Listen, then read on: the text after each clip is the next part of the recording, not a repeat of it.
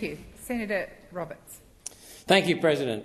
Here's yet another bill to fix yet another Labor-Liberal Uni-Party immigration failure. Australian lives are endangered as a result. This is one reason, just one of many, that people marched in their tens of thousands across Australia from north to west to south on Sunday. And then we have the Labor, Greens, Communist coalition smearing, denigrating everyday Australians for doing so. This bill comes about as a result of the poor planning and forethought by the Labor government and the coalition previous to that when in government. Poor planning of allowing unregulated, unsuitable, dangerous immigrants into Australia without adequate screening as to suitability to enter Australia. Murderers, armed robbers, paedophiles and contract killer. The current visa process that has seen mass immigration into Australia of excessive, unsuitable migrants is a clear policy failure by the Albanese Labor government.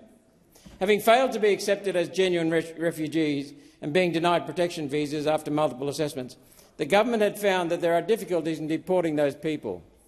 We told them that. The coalition told them that. Many of these criminals have reoffended in the community. Again, murderers, armed robbers, paedophiles and a contract killer. Around 280 people, those criminals released as a result of the High Court decision in NZYQ, will be deported under these provisions at a rough cost of $1 million per head. That's how much we're supposed to be paying to Nauru. The Australian government has entered into a 30-year contract with the government of Nauru to accept deportees from Australia who are not allowed to remain in Australia. How about we don't bring these people in the first place and focus on prevention and protection of our country? It's been speculated that about 1,000 people may be deported to Nauru over 30 years at a cost to Australia in excess of $1 billion. How about we don't let these people in the first place? This bill is intended to fix this incredibly expensive mistake by the Uni-Party, who failed the Australian people by allowing criminals, rapists, murderers and pedophiles to enter this country. They failed to properly check the criminal histories and cultural suitability of would-be immigrants into Australia. That's what the people were on the streets about last Sunday, across Australia. Australians are entitled to be safe from the activities of those who are criminals, the scum of society, who wish to bring their ideas of hate and acceptance of violence into our mostly safe Australian society. The Greens, whose behaviour and beliefs fall well short of acceptable standards, would welcome these poisonous people into our country. Australians want these criminal non-citizens gone. We demand that all immigrants have in-depth checks done as to their history and suitability to enter Australia. The existing processing system has failed us repeatedly. We have not been kept safe. We've been exposed to violent criminals. And what has the Albanese government done to date?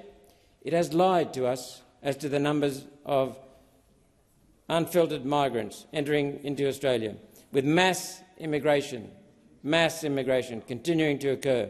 Last year's estimates of net immigration were in reality exceeded by around 200,000 people. So not only were the numbers extraordinarily high in the forecast, but they were exceeded by 200,000.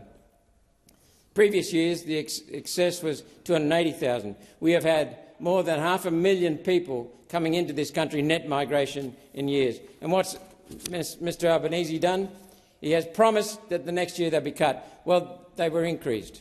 Then he promised they'd be cut again. They were increased. The existence of this deportation option now means that at last there's a real prospect of removal from Australia of those released criminals, and may allow the government to rearrest and detain those people released into the community after the decision in NZYQ. All this has hinged on the contract with Nauru and the passing of legislation such as contained in this bill. It's not enough, but it is welcomed. I support this bill, which will go further in protecting innocent Australians from the failed immigration policies of the Albanese government and historically the coalition. I just want to go back to the protests, give people the voice in Australia. People are uneasy across Australia with mass immigration, not with migrants, with mass immigration. It's not about, the protesters are not about religion, skin colour or past nationality. They're about mass immigration. It's about numbers swamping our country. Housing, homelessness, record homelessness in our state of Queensland, from Cairns in the north to Coolangatta in the south. Every major provincial city in between, homelessness, record homelessness. It's about swamping the infrastructure. It's about swamping traffic. It's about swamping services like education and hospitals. It's also about mass immigration, because mass immigration doesn't adequately filter people. So it's about the quality of people. We want people who contribute to our society, contribute to our economy, who are productive from the moment their feet hit the shore in this country.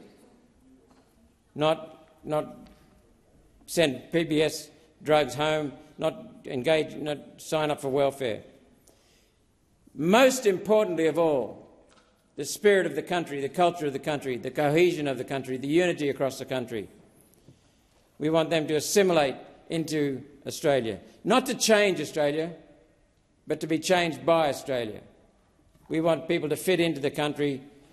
That's why we've got to stop this multicultural rubbish.